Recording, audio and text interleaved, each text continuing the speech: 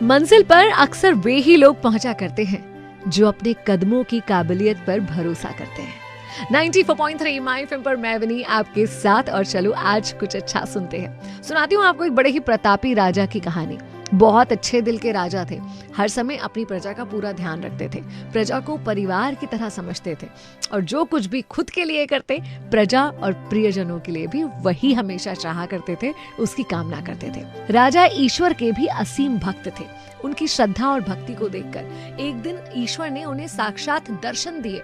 राजा बहुत खुश हुए, बहुत धन्य हो गए ईश्वर के दर्शन करके, और उसके बाद ईश्वर से उन्होंने एक निवेदन किया। कहा कि मैं चाहता हूँ कि जैसे आपने मुझे दर्शन दिए हैं वैसे ही मेरे प्रियजनों और मेरी प्रजा को भी अपने दर्शन कराइए। भगवान मुस्कुराए और बोले कि क्या तुम्हें लगता है कि तुम्हारी प्रजा और प्रियजन मेरे दर्शन से इसी तरह खुश होंगे, या वो चाहते हैं मेरे दर्शन करना?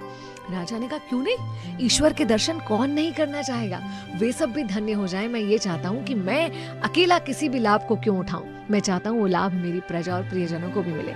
ईश्वर से बहुत निवेदन उन्होंने किया, अपने भक्त के आगे ईश्वर को झुकना पड़ा, और उन्होंने कहा ठीक है। दिन समय तय किया गया और कहा कि चलो इस समय तुम अपनी समस्त प्रजा और प्रियजनों को लेकर पहाड़ की चोटी पर आ जाना, मैं वहां सबको दर्शन दूंगा। राजा बहुत खुश हुआ, बहुत धन्यवाद किया उसने ईश्वर का, और नगर में डिंडोरा पिटवा दिया। समय बता दिया गया सबको कि भाई ईश्वर साक्षात दर्शन देने वाले हैं, सबको राजा के साथ चलना है। वो समय आया, लोगों ने चलना शुरू करा। राजा के साथ उसके प्रियजन थे और सारी की सारी पीछे प्रजा थी।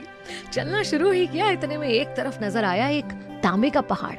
कुछ लोग खुद को रोक नहीं पाए कि यार ये तांबे के सिक्के हैं, इसमें तो यार अगर कुछ सिक्के मिल जाए तो जीवन बन जाएगा। राजा ने उन्हें रोका, उन्हें आगाह करा कि नहीं नहीं, ये लोभ माया की तरफ मत जाओ, मैं तुम्हें ईश्वर से मिलवाने ले जा रहा हूँ। मगर कुछ लोग थे जिन्होंने नहीं माना, और वो चले गए गठरी बना बना के तांबे के सिक्के बटोरने लगे, और उनको लगा कि ठीक है ईश्वर के तो कर लेंगे दर्शन, लेकिन ये तांबे के सिक्के जिंदगी बदल देंगे। कुछ लोग कम हो गए, थोड़े आगे चले, एक चांदी के सिक्कों का पहाड़ दिख गया। बाकी बचे हुए लोगों में से कुछ लोग चांदी के सिक्कों की पहाड़ की तरफ दौड़ पड़े और उन सिक्कों की गठरी बनाने लगे। लोग और कम हो गए।